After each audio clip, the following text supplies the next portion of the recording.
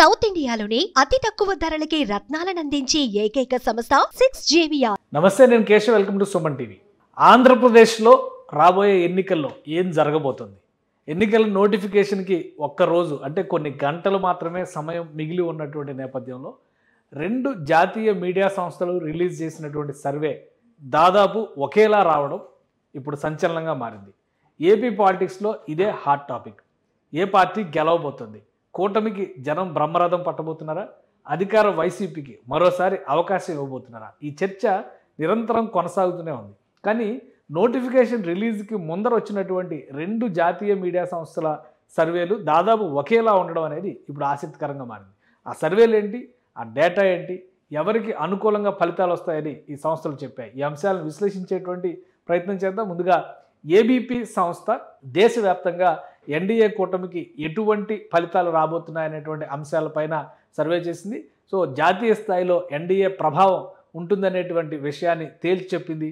అదే తరహాలో ఆంధ్రప్రదేశ్లో కూడా ఎన్డీఏ ప్రభావం ఏ విధంగా ఉంటుందో అంచనా వేసింది. కాబట్టి ఆంధ్రప్రదేశ్లో ఉన్నటువంటి 25 లోక్సభ స్థానాల్లో ఎవరు గెలవబోతున్నారు? ప్రస్తుతం 25 లోక్సభ స్థానాలకు సంబంధించి 17 చోట్ల తెలుగుదేశం పార్టీ కూటమి అభ్యర్థుల్ని నిలబెట్టింది. అలానే 2 చోట్ల జనసేన పార్టీ కూటమి తరపున అభ్యర్థులను నిలబెట్టింది.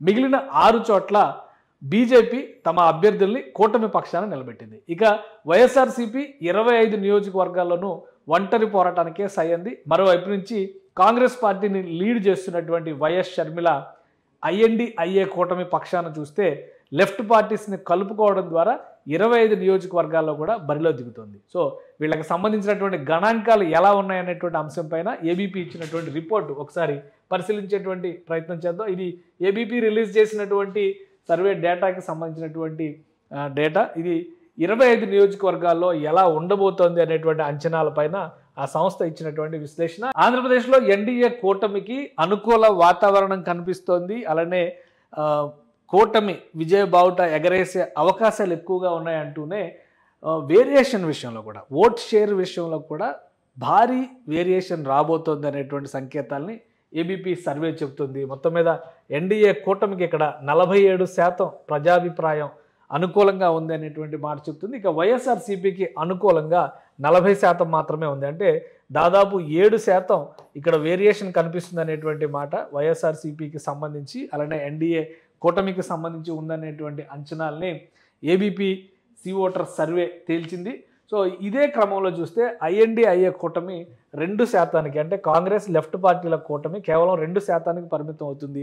గత ఎన్నికల్లో అంటే 2019 ఎన్నికల్లో చూస్తే కాంగ్రెస్ పార్టీ 1% దాటి దాదాపుగా 1.5% దగ్గరలోకి మాత్రమే ఓటు బ్యాంకుని దక్కించుకున్నటువంటి పరిస్థితి ఉంది. ఈసారి స్వల్పంగా ఇంప్రూవ్ అవుతుంది, 2% చేరువవుతుంది తప్పితే అంతవరకు మాత్రమే మార్పు వస్తుంది. ఎందుకంటే లాస్ట్ టైం ఎలక్షన్స్లో వామపక్షాలు జనసేన పార్టీతో కలిసి బరిలో దిగాయి. ఈసారి వామపక్షాలతో కలిసి కాంగ్రెస్ పార్టీ ట్రావెల్ చేస్తుంది కాబట్టి కొద్దిగా ఇంప్రూవ్మెంట్ కనిపిస్తుంది. కానీ అధికార విపక్షాలకు సంబంధించినటువంటి వేరియేషన్ చూస్తే కనుక పర్సంటేజ్ విషయంలో పెద్ద వేరియేషనే కనిపిస్తుంది. ఇక ఇతరులకి సంబంధించి 11% వేరియేషన్ ఇచ్చారు.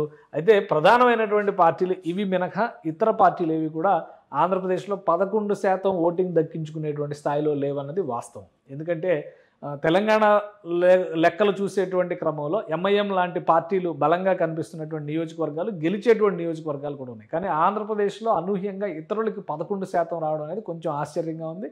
సో ఇదే పర్సంటేజ్ని కనుక మనం కన్సిడర్ చేసుకుంటూ ముందుకు వెళితే నంబర్స్ విషయంలో 25 లోక్సభ స్థానాల్లో ఎవరు గెలుస్తారు అనేటువంటి విషయం పైన కూడా ఒక క్లారిటీ ఇచ్చింది ABP C voter survey. So ఆ ఫలితాలను ఒకసారి మనం చూద్దాం. అందులో చూస్తే కనుక నంబర్స్ విషయంలో చూస్తే ఏబీపీ సి ఓటర్ సర్వే ఇచ్చినటువంటి గణాంకాల పరంగా ఇక్కడ చూస్తే ఈ విధంగా ఉండేటువంటి అవకాశాలు ఉన్నాయి. తెలుగుదేశం, జనసేన, బీజేపీ కూటమి ప్లస్ వైఎస్ఆర్సీపీకి చూస్తే 20 చోట్ల ఎన్డీఏ అభ్యర్థులు గెలుపు బావుట ఎగరేసేటువంటి అవకాశం ఉందనేది ఏబీపీ సి ఓటర్ సర్వే చెబుతోంది. అంటే మొత్తం 25 నియోజకవర్గాల్లో 20 చోట్ల ఎన్డీఏ కూటమి గెలుపు బావుట ఎగరేస్తుంది. వైఎస్ఆర్సీపీ కేవలం 5 స్థానాలకు మాత్రమే పరిమితం అవుతుందనేది అంచనా. గత ఎన్నికల ఫలితాలు చూస్తే కనుక ఇది పూర్తిగా రివర్స్ అయినట్టుగా మనం చూడాల్సి ఉంటుంది. ఎందుకంటే గత ఎన్నికల్లో టీడీపీ విడిగా పోటీ చేసింది. టీడీపీ అక్కడ కేవలం 3 స్థానాల్లో మాత్రమే గెలుపొందింది. అలానే వైఎస్ఆర్సీపీ ఆ ఎన్నికల్లో చూస్తే కనుక 22 చోట్ల గెలుపు బావుట ఎగరేసినటువంటి పరిస్థితి 2019 లెక్కల ప్రకారం చూస్తే. ఇప్పుడు మొత్తం రివర్స్ అవ్వబోతుంది. 20 చోట్ల ఐఎన్డీఐ అంటే ఎన్డీఏ కూటమి గెలవబోతోందని చెప్తున్నారు. ఇక ఐఎన్డీఐఏ కూటమికి సంబంధించి సీట్ల విషయంలో కేవలం 2% వచ్చినప్పటికీ ఓట్ షేరు సీట్ల విషయంలో 0 మిగులుతుంది. ఇతరులు 11% ఓట్ షేర్ వచ్చినప్పటికీ కూడా సీట్లు ఎవరో గెలిచేటువంటి పరిస్థితి ఉండదు. అంటే ఈ ఇతరుల కేటగిరీ అనేది రెబల్ అభ్యర్థుల ప్రభావం ఉన్నటువంటి ఓట్ షేర్గా మనం చూడాలా, లేదంటే ఇతర పార్టీలు ఇంకేమైనా బలంగా అక్కడ బీఎస్పీ లాంటి పార్టీలు కొన్ని నియోజకవర్గాల్లో పోటీ చేసేటువంటి ప్రయత్నాలు చేస్తున్నాయి. అలానే జై భారత్ పేరుతో జేడి లక్ష్మీనారాయణ పెట్టినటువంటి పార్టీ కొన్ని చోట్ల పోటీ చేసేటువంటి ప్రయత్నం చేస్తుంది. సో వీటన్నిటికీ కలిపి 11% ఓట్ షేర్ వచ్చేటువంటి అవకాశం ఉంటుందా, తిరుగుబాటు అభ్యర్థులు కూడా ఇందులో కలుపుతారా అనేటువంటి అంశాన్ని మనం విడిగా విశ్లేషించాల్సినటువంటి అవసరం ఉంటుంది. కానీ ఓవరాల్గా చూస్తే ఇక్కడ వైఎస్ఆర్సీపీకి అధికార పార్టీకి పెద్ద ఎదురు దెబ్బ తగలబోతుంది అనేటువంటి సంకేతాలని ఏబీపీ ఓటర్ సర్వే చెబుతోంది. కేవలం 5 స్థానాలకే పరిమితం అవుతుంది అనేటువంటి మాట చెప్తుంది. ఇదే సర్వే గతంలో అంటే దాదాపు 2 నెలల క్రితం చేసినటువంటి సర్వే ప్రకారం చూస్తే 7 చోట్ల వైసీపీ గెలవబోతుందని చెప్పారు. ఈసారి సీట్లు తగ్గుతున్నాయనేటువంటి అంచనాని ఏబీపీ ఓటర్ సర్వే చేసింది. అలానే దీంతో పాటు మరొక జాతీయ సర్వే రిలీజ్ అయింది. ఆ సర్వే కూడా ఆసక్తికరమైనటువంటి రిజల్ట్ ఇస్తుంది. దాదాపుగా ఇదే ఫలితాలని ఆ సర్వే కూడా రిఫ్లెక్ట్ చేస్తుంది. న్యూసెక్స్ సంస్థ దీనికి సంబంధించినటువంటి జాతీయ స్థాయిలో ఎన్డీఏ కూటమికి సంబంధించినటువంటి ఫలితాలు, అలానే బీజేపీ పెట్టుకున్నటువంటి టార్గెట్ ఎంతవరకు రీచ్ అవుతుంది అనేటువంటి అంశం పైన జాతీయ స్థాయిలో సర్వే చేసింది. ఆ సంస్థ చేసినటువంటి సర్వే వివరాలను ఒకసారి పరిశీలించేటువంటి ప్రయత్నం చేద్దాం. న్యూసెక్స్ సంస్థ నిర్వహించినటువంటి సర్వే వివరాలని ఒకసారి పరిశీలించే ప్రయత్నం చేద్దాం. న్యూసెక్స్ సంస్థ జాతీయ మీడియా సంస్థ. అది కొన్ని ఆసక్తికరమైనటువంటి ప్రశ్నలు కూడా ఆంధ్రప్రదేశ్లో జరుగుతున్నటువంటి రాజకీయ పరిణామాలు, అలానే పొత్తులకు సంబంధించినటువంటి ఎత్తుగడలకి ఎంతవరకు ఫలితాలు అనుకూలంగా వస్తాయి అనేటువంటి అంశం పైన ఒక ఆసక్తికరమైనటువంటి క్వశ్చనైర్ను కూడా న్యూసెక్స్ సంస్థ నిర్వహించింది. ఆ క్వశ్చనైర్లో ఉన్నటువంటి ప్రధాన అంశాలను ఒకసారి విశ్లేషిద్దాం. ఇది మొదటి ప్రశ్న, ఆంధ్రప్రదేశ్లో what is the biggest issue in Andhra Pradesh, అంటే ఆంధ్రప్రదేశ్లో ప్రత్యేకంగా ఎంక్వైరీ చేసినటువంటి క్వశ్చన్ ఇది. What is your biggest issue in the Lok Sabha elections? ఈసారి ఆంధ్రప్రదేశ్లో లోక్సభ ఎలక్షన్స్లో అతిపెద్ద సమస్య ఏది అనేటువంటి ఒక ప్రశ్నకి ఆంధ్రప్రదేశ్ ప్రజలు ఇచ్చినటువంటి సమాచారాన్ని అంటే డేటాని కనుక మనం ఒకసారి పరిశీలించి చూస్తే డెవలప్మెంట్ అనేటువంటి ఇష్యూ సెకండ్ పొజిషన్లో ఉంది. 33% మాత్రమే డెవలప్మెంట్ అనేటువంటి ఇష్యూని ఇక్కడ ఆంధ్రప్రదేశ్ ప్రజలు ప్రస్తావించారు. ఇక అన్ఎంప్లాయ్మెంట్ అనేది మేజర్ ఇష్యూగా ఉంది. అంటే నంబర్ 1 పొజిషన్లో అన్ఎంప్లాయ్మెంట్ అనేటువంటి ఇష్యూ ఉంది. డెవలప్మెంట్ అనేటువంటి ఇష్యూ సెకండ్ పొజిషన్లో ఉంది. 35% మంది 36% దాదాపు 36% మంది నిరుద్యోగ సమస్యని అతిపెద్ద ప్రతిబంధకంగా ఆంధ్రప్రదేశ్లో ఫీల్ అవుతున్నారు అనేటువంటి మాట చాలా క్లియర్గా చెప్తున్నారు. అలానే అభివృద్ధి లేమి విషయాన్ని కూడా ఆంధ్రప్రదేశ్ ప్రజలు ఒక సమస్యగా పరిగణిస్తున్నారు అనేటువంటిది ఇక్కడ వచ్చినటువంటి రిజల్ట్. ఇక 2-3 స్థానాల్లో ఉన్నటువంటివి కరప్షన్ 10.97%, అంటే దాదాపు 11% అవినీతి పైన వ్యతిరేకంగా ఉన్నారు. ఇన్ఫ్లేషన్ అంటే ద్రవ్యోల్బణం అంటే ధరల పెరుగుదల వంటి అంశాలన్నీ ఇందులోకి వస్తాయి.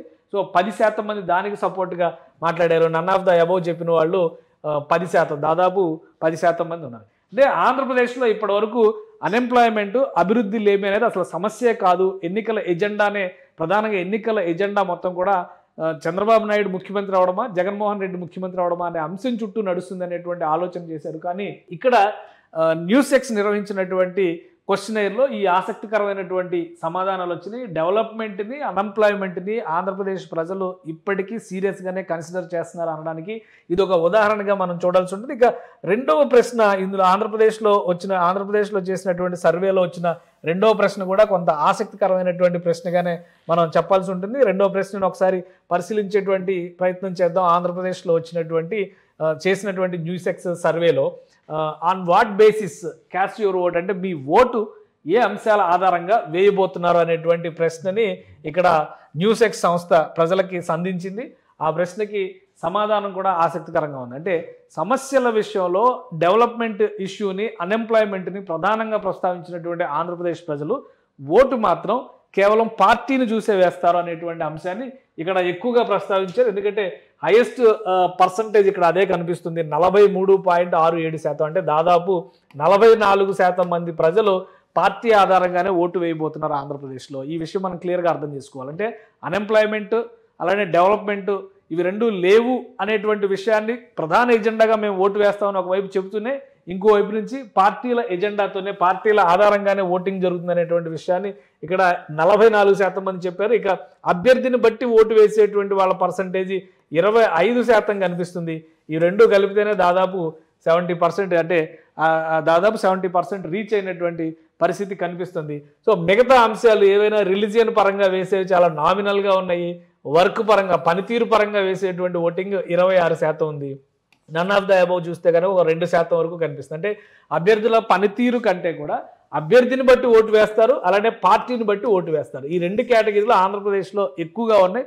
సో ఓటింగ్ జరిగేటువంటి క్షణం వరకు కూడా ఎలాంటి ఫలితాలు వస్తాయో చెప్పడం కొంచెం కష్టంగానే కనిపిస్తుంది. ఆంధ్రప్రదేశ్ లాంటి రాష్ట్రంలో ప్రధానంగా పార్టీలు కాదు అభివృద్ధి కావాలి అంటూనే పార్టీ నినాదాన్ని తీసుకొచ్చేటువంటి ప్రయత్నం ఆంధ్రప్రదేశ్లో ప్రజలు ప్రధాన భూమికగా తీసుకుని చేస్తున్నటువంటి పరిస్థితి కనిపిస్తుంది. ఇక మూడవ ప్రశ్నగా న్యూస్ ఎక్స్ సంధించినటువంటి ప్రశ్న, నరేంద్ర మోడీ పర్ఫార్మెన్స్, ప్రైమ్ మినిస్టర్గా ఆయన పర్ఫార్మెన్స్ ఏ విధంగా ఉంది, ఆయన ఎలా పనిచేశారనేటువంటి ప్రశ్నకి ఆంధ్రప్రదేశ్ ఇచ్చినటువంటి సమాధానం చూస్తే ఇది ఇంకా ఆసక్తికరంగా ఉంది. వెరీ గుడ్ అని చెప్పినటువంటి వాళ్ళ పర్సంటేజ్ 50% ఉంది. అంటే దాదాపు ఆంధ్రప్రదేశ్లో సగం మంది ప్రజలు నరేంద్ర మోడీ బాగా పనిచేశారు, అద్భుతంగా పనిచేశారు అనేటువంటి మాట చెప్తున్నారు. అలానే 22.51% మంది, అంటే దాదాపు 23% మంది గుడ్ అనేటువంటి కేటగిరీలో ఉన్నారు.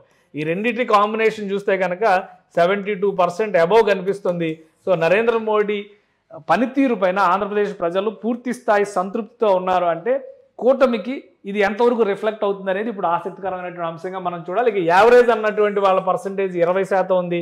కాన్సే చెప్పలేము అనేటువంటి వాళ్ళ పర్సంటేజ్ 7% కనిపిస్తుంది.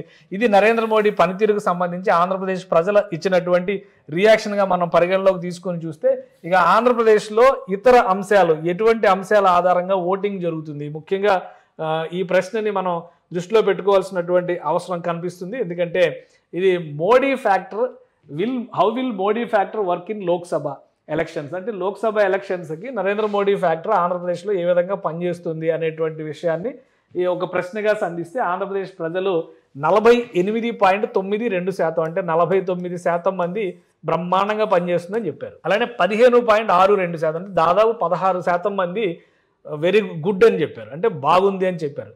అంటే ఈ రెండు పర్సంటేజ్లు మనం కలిపి చూసినప్పుడు దాదాపు 65% మంది పాజిటివ్గా ఉన్నారు అనేటువంటి విషయాన్ని ఆంధ్రప్రదేశ్లో నరేంద్ర మోడీ పనితీరు పట్ల ఆయన చేసినటువంటి పని ఏ విధంగా ఇక్కడ రిఫ్లెక్ట్ అవుతుంది, ప్రభావం చూపిస్తుంది అనేటువంటి అంశం పట్ల కూడా ఆంధ్రప్రదేశ్లో 65% మంది ప్రజలు సానుకూలంగా ఉన్నటువంటి పరిస్థితి ఉంది. ఇక 20% మంది యావరేజ్ అనేటువంటి మార్కింగ్ ఇచ్చారు. అసలు పని చేయదు అనేటువంటి మాట, ఎలాంటి ప్రభావం చూపదు అనేటువంటి మాట 10.3% మంది, కాన్సే అనేటువంటి మాట 4.24% మంది చెప్పారు. అంటే ఒకవైపు నరేంద్ర మోడీ పనితీరుకి సంబంధించినటువంటి ప్రశ్నల్ని లేవనెత్తునే, మరోవైపు తమకు సంబంధించినటువంటి ఫ్యాక్టర్స్ను కూడా ఆంధ్రప్రదేశ్లో ప్రజలు ప్రముఖ అంశాలుగా తీసుకుంటున్నారు అనడానికి ఈ ఉదాహరణగా మనం చూడాల్సి ఉంటుంది.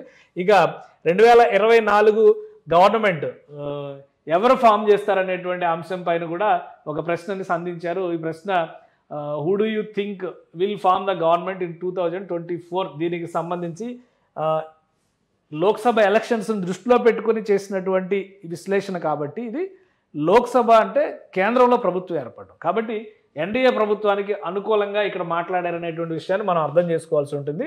ఆంధ్రప్రదేశ్ అసెంబ్లీలో ఇది ఎలా రిఫ్లెక్ట్ అయ్యింది అనేది దాదాపు ఇదే రిఫ్లెక్ట్ అవడానికి అవకాశం ఉంటుందా, లేదా మార్పులు చేర్పులు ఉంటాయా, రాష్ట్రానికి ఒక ఓటు కేంద్రానికి ఒక ఓటు వేస్తారా ప్రజలు అనేటువంటి అంశాలపైన న్యూస్ ఎక్స్ క్లారిటీ ఇవ్వాలి. కానీ ఓవరాల్గా చూస్తే ఎన్డీఏకి పక్కాగా ఇక్కడ ఆధిపత్యం కనిపించేటువంటి అవకాశం ఉంది అనేటువంటి విషయాన్ని మాత్రం తేల్చి చెప్పింది. సో ఈ క్వశ్చన్ మనం చూస్తే కనుక 52.35% మంది కేంద్రంలో ఎన్డీఏ ప్రభుత్వం ఫామ్ అవబోతుంది అనేటువంటి మాట చెప్పారు. ఇది ఆంధ్రప్రదేశ్లో కూడా రిఫ్లెక్ట్ అవబోతుంది అనేటువంటి సంకేతాలు మనం విశ్లేషించేటువంటి ప్రయత్నం చేస్తే, ఇక ఐఎన్డీఐఏ అయితే 20% స్కోప్ ఉంది అనేటువంటి మాట.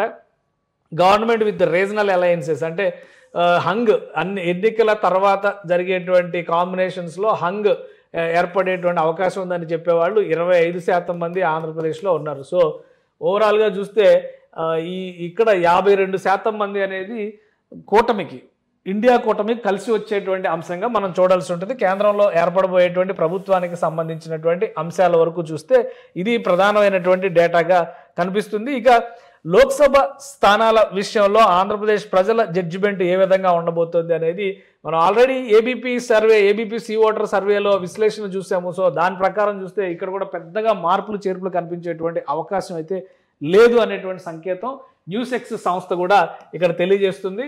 ఆంధ్రప్రదేశ్లో లోక్సభ ఎన్నికల్లో గెలవబోయేటువంటి ఈక్వేషన్స్ అంటే నంబర్స్ పరంగా మనం యావరేజ్ కంటే నంబర్స్ ఏ విధంగా ఉంటాయో చెప్పేటువంటి ప్రయత్నం చేశారు. బీజేపీ 2 స్థానాలు గెలవబోతుంది. బీజేపీ 2 స్థానాలు అంటే 6 చోట్ల బీజేపీ పోటీ చేస్తుంది. 4 చోట్ల ఓటమి పాలయ్యేటువంటి అవకాశం ఉంది బీజేపీ అనేటువంటి విషయాన్ని చాలా క్లియర్గా చెప్పారు.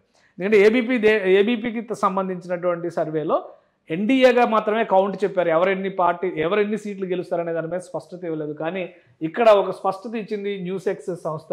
ఎన్డీఏలో పెద్దన్న పాత్ర అంటే కేంద్రంలో ప్రభుత్వం లెక్క చూస్తే కనుక బీజేపీ కాబట్టి 2 సీట్లు గెలుస్తుంది, 4 చోట్ల ఓడిపోబోతుంది బీజేపీ అనేటువంటిది ఈ రిపోర్ట్ చెప్తున్నటువంటి మాట. ఇక మరొక ప్రధాన పక్షం జనసేన పార్టీ 2 సీట్లు గెలవబోతోంది. అంటే 2 చోట్ల జనసేన పోటీ చేస్తుంది. 2 గెలుచుకునే అవకాశాలు ఉన్నాయి. కాకినాడ, మచిలీపట్నం 2 నియోజకవర్గ లోక్సభ స్థానాల్లో జనసేన పార్టీ అభ్యర్థులు నిలబడుతున్నారు. కాబట్టి 2 చోట్ల అక్కడ గెలుస్తారనేటువంటి మాటని ఇక్కడ ప్రస్తావిస్తున్నారు. ఇక తెలుగుదేశం పార్టీ 17 చోట్ల గెలవబోతోంది. అంటే 14 చోట్ల గెలవబోతుంది. 17 నియోజకవర్గాల్లో తెలుగుదేశం పార్టీ అభ్యర్థులు నిలబెట్టింది. 3 చోట్ల ఓడిపోతుంది అనేటువంటి మాట న్యూస్ ఎక్స్ సంస్థ ఈ సర్వే చెప్తుంది. సో ఈ ఈక్వేషన్స్, ఈ కాంబినేషన్స్ మనం చూస్తే కనుక 14, 2, 16, ఇక్కడ ఒక 2 తెలుగుదేశం, జనసేన, టీడీపీ కూటమి అంటే ఎన్డీఏ కూటమి గెలవబోతుంది ఆంధ్రప్రదేశ్లో అనేది న్యూస్ ఎక్స్ చెప్తున్నటువంటి మాట. ఇక అధికార పార్టీ అయినటువంటి వైఎస్ఆర్సీపీ 7 సీట్లు మాత్రమే గెలుస్తుంది అనేది ఇక్కడ 7 సీట్లు అంటే లాస్ట్ టైం 22 సీట్లు గెలిచినటువంటి పార్టీ దాదాపుగా 15 సీట్లు కోల్పోతుంది ఈసారి.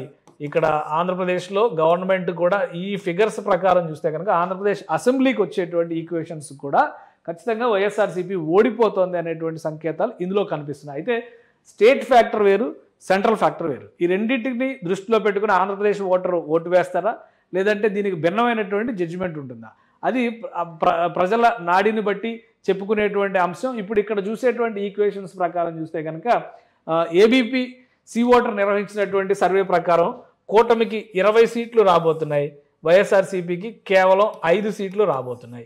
కానీ ఇక్కడ 2 సీట్లు పెరిగినటువంటి లెక్క చూపించారు, ఇక్కడ 1 సీటు తగ్గినటువంటి లెక్క చూపించారు. కాబట్టి ఓవరాల్గా 2 జాతీయ స్థాయి మీడియా సంస్థలు నిర్వహించినటువంటి సర్వేల్లో దాదాపుగా అదే ఫలితాలు రావడం అనేది ఆసక్తికరంగా మారినటువంటి అంశం. మనం గతంలో చూసాం. ఏబీపీ సి ఓటర్ సర్వే ఇచ్చిన తర్వాత దానికి కౌంటర్గా మళ్ళీ టైమ్స్ నౌ నుంచి టైమ్స్ ఇచ్చినటువంటి సర్వేలో డిఫరెంట్ ఫలితం వచ్చినట్టుగా చూపించినటువంటి పరిస్థితి చూసాం. స్థానికంగా ఉన్నటువంటి మీడియా ఏజెన్సీలు కానీ సర్వే సంస్థలు కానీ తనకు ఒక్కొక్కరు ఒక్కొక్క భిన్నమైనటువంటి రిపోర్ట్ ఇచ్చారు. కానీ దాదాపు ఒకే సమయంలో రిలీజ్ అయినటువంటి, ఒకే సమయంలో సర్వే చేసినటువంటి అంచనాలు కాబట్టి న్యూస్ ఎక్స్ ఇచ్చినటువంటి అంచనా, అదేవిధంగా ఏబీపీ సి ఓటర్ ఇచ్చినటువంటి అంచనా ఒకే విధంగా రావడం అనేది ఇప్పుడు ఆసక్తికరంగా మారింది. ఆంధ్రప్రదేశ్ ఎన్నికల్లో ఇప్పుడు ఇది చర్చనీయాంశంగా మారుతుంది. నోటిఫికేషన్ రిలీజ్ కాబోతుంది అంటేనే నామినేషన్ల పర్వం మొదలు కాబోతుంది. ఇక కేవలం ఈ 20 రోజుల సమయం మాత్రమే ఎన్నికల ప్రచారానికి సంబంధించి అభ్యర్థుల చేతిలో, పార్టీల చేతిలో, కూటముల చేతిలో, నాయకుల చేతిలో కూడా ఉన్నటువంటి పరిస్థితి. దీన్ని ఏ విధంగా ఉపయోగించుకుంటారు, ఈ గ్రాఫ్ని ఏ విధంగా పెంచుకుంటారు, ఓడిపోయే నియోజకవర్గాల్లో గెలుపు బావుట ఎగరేయడానికి ఎలాంటి వ్యూహాలు పన్నబోతున్నారు అనేది ఆయా పార్టీలు, నాయకులు, అభ్యర్థుల చేతుల్లోనే ఉంటుంది. కాబట్టి ఆంధ్రప్రదేశ్ ఓటరు నాడిని పట్టుకునేటువంటి క్రమంలో ఈ పార్టీలు ఎటువంటి వ్యూహాలను అనుసరిస్తాయో వేచి చూడాలి. సుమన్ టీవీలో మీ పర్సనల్ అండ్ బిజినెస్ ప్రమోషన్స్ కోసం కింది నెంబర్కి కాంటాక్ట్ చేయండి.